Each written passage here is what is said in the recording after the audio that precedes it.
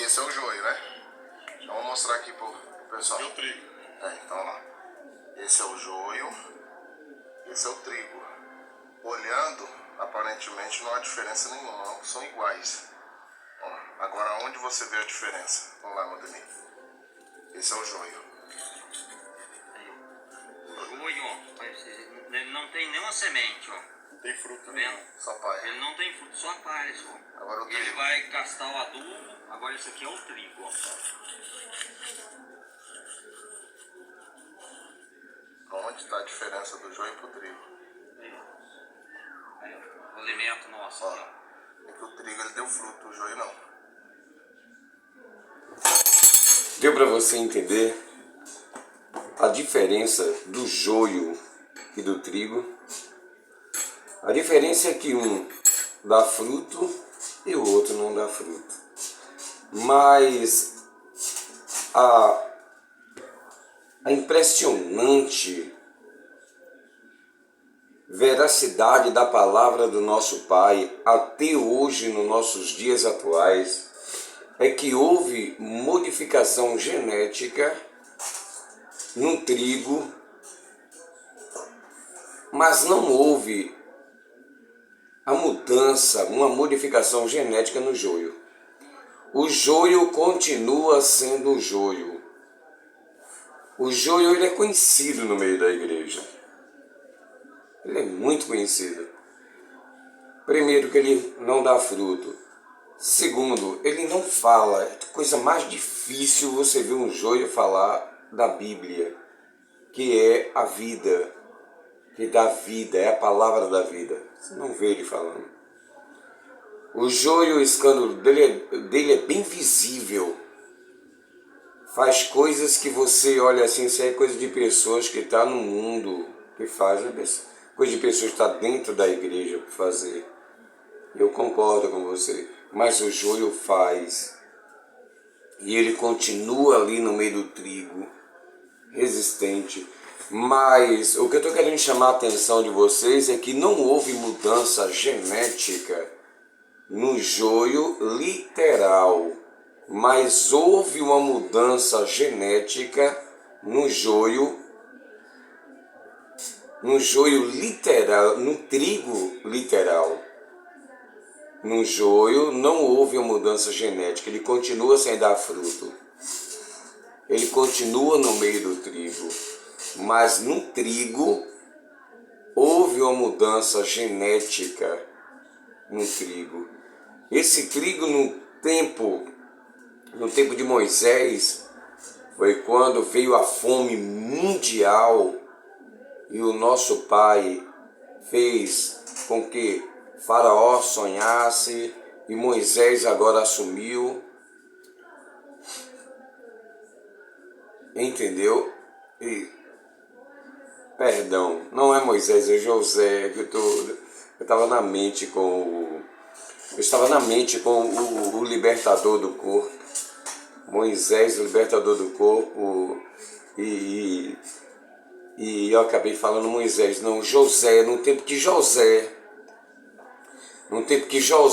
ele juntou os trigos. Naquele tempo sim, o trigo alimentava, mas com o decorrer até chegar aos nossos dias, houve uma mudança genética do trigo literal.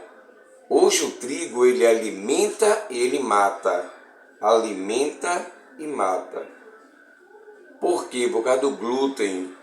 Na mudança genética que houve no trigo, ele hoje alimenta e mata. Num tempo de José, de novo Moisés, num tempo de José, o trigo só alimentava, porque não tinha ainda feito uma mudança genética no trigo, para que ele produzisse mais, para que ele fosse mais resistente à praga. Não tinha feito essa mudança genética. Ao fazer essa mudança, foi colocado o glúten, muita quantidade de glúten nele, para que ele desse mais produção e fosse mais resistente às pragas. Aí veio o trigo, agora ele alimenta e mata. inflama todo o corpo do ser humano. E houve também essa mudança no trigo espiritual. Quem é você? Você é o joio ou você é o trigo? Você sabe quem é você. Você sabe. Houve uma mudança no trigo. No joio não teve mudança genética, também não teve mudança nenhuma no joio espiritual. No literal não houve mudança genética, no espiritual também não houve mudança genética. O joio continua sendo joio, mas o trigo ele houve a mudança genética. Tanto no literal, o trigo literal, esse trigo que faz pãozinhos hoje, faz pão hoje, como no trigo espiritual, que é o trigo que está dentro das igrejas. Qual foi a mudança que houve no trigo espiritual? É fácil você identificar. Você sabe, você olha para a pessoa, você deve estar lembrando de alguém íntegro, honesto, justo, alguém que se desvia do mal dentro da tua denominação. Uma pessoa direita, ele compra, mas é cumpridor das suas obrigações, ele paga no prazo certo. Ele é um homem de uma mulher só, cuida bem da sua esposa, ama seus filhos. Você olha para esse homem é um trigo, ele é um trigo, ele é uma pessoa admirável. Mas houve uma mudança genética nele. Qual foi a mudança? E foi bem avisado a respeito dessa mudança. Cuidado com o fermento dos fariseus, cuidado. O que era o fermento dos fariseus? A doutrina. Você está conversando com o trigo, hoje com o trigo espiritual, você está conversando com ele, você sabe que ele é um trigo. Ele é uma pessoa direita, ele é uma pessoa honesta, ele é uma pessoa íntegra. Você está conversando com ele, enquanto vocês estão falando da vida que é a Bíblia, ali ele está dando vida, ele está alimentando. O trigo está sendo alimentado e está alimentando. O trigo está alimentando você. Quando o trigo fala da doutrina, aí já é o glúten. A doutrina é o glúten. Seja qual for a tua denominação. Imagine o testemunho de Jeová, desculpa, me permita usar o nome da denominação, conversando com o adventista. Enquanto ambos não sabem de qual doutrina eles defendem, entendeu? Enquanto não apresenta o trigo, não apresenta o glúten, só o trigo, ali eles estão ambos se alimentando. Quando fala na doutrina, identifica, um é testemunho de Jeová, outro é adventista, aí ao rompimento, à morte espiritual nesse momento. Vem a discórdia, vem o aborrecimento, vem aquela dor espiritual.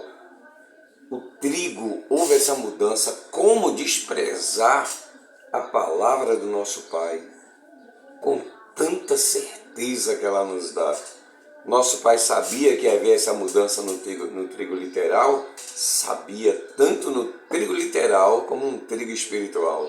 Porque essa comparação ela é feita hoje e você vê que o trigo atual, o trigo dos nossos dias, ele alimenta e o glúten mata. O trigo espiritual, ele fala da palavra do nosso Pai, também fala da doutrina da denominação dele. A doutrina é o glúten.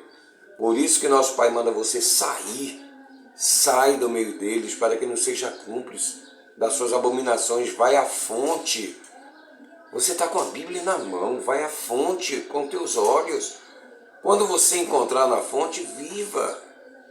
Dentro da denominação tem dois grupos de pessoas, tem o joio e tem o trigo. Eu também qualifico esses dois grupos como o grupo católico apostólico e o grupo católico apostólico romano, que foi quando o Messias tirou os apóstolos dentro das denominações, de dentro do judaísmo, e formou o templo dele, formou a igreja dele. A igreja dele era sem templo, por isso que colocou lá em Atos: Deus não habita em templo feito por mãos humanas, porque o templo do nosso Pai é eu e você. O imperador Constantino veio, eliminou os valdenses e o que ficaram no grupo, os apóstolos que ficou no grupo, o imperador Constantino tomou conta. E ali estava entrando o joio, naquela hora estava entrando o joio, através do imperador Constantino. A primeira coisa que ele fez foi fazer templos e botar você de novo dentro do templo. E aí já começou com a doutrina romana. Agora ficou dois grupos de pessoas no meio da igreja verdadeira. Os católicos apostólicos, que são os trigos, e o católico apostólico romano, que são o joio. Quem é você dentro da denominação?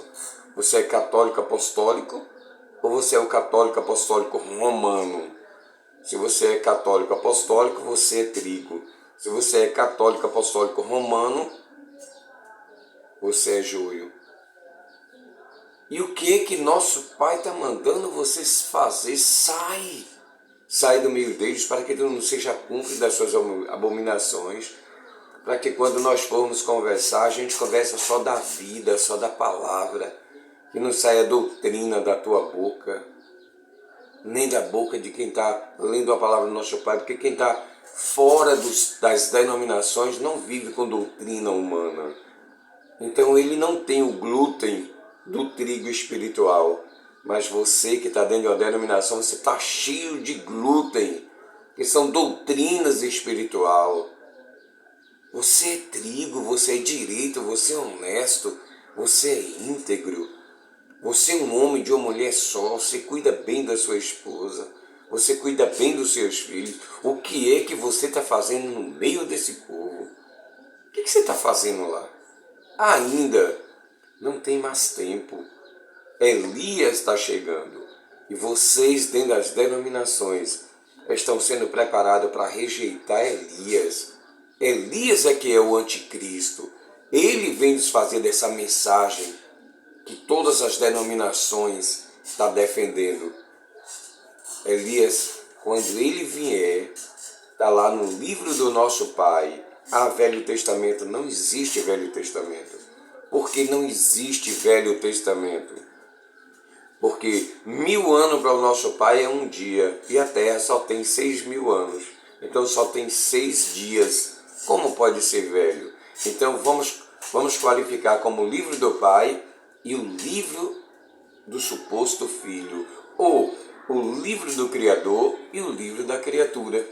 No livro do Criador, no fim do livro do Criador, que é Malaquias, capítulo 4, versos 5 e 6, tem uma promessa. Nosso Pai vai enviar Elias antes que venha um grande e terrível dia do Senhor.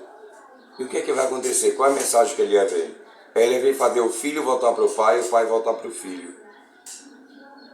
Antes que ele venha, amaldiçoe a terra. Aí nós que somos moradores da terra, estaremos amaldiçoados. Mas antes ele vai enviar Elias. Elias vai fazer a mesma coisa que fez lá com Jezabel. Tu lembra?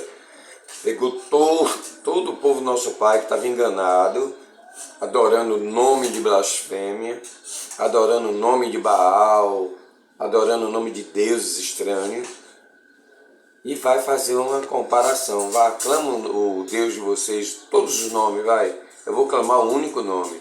Quando ele clamar, aí sim nós vamos aceitar esse aí é o verdadeiro, e vamos voltar de novo para o nosso Pai. E quem foi que desfez essa mensagem? Mateus 10, capítulo 34. Não penseis que eu vim trazer paz à tua casa. Eu não vim trazer paz à tua casa. Eu vim trazer divisão. Falou Cristo quando ele esteve aqui.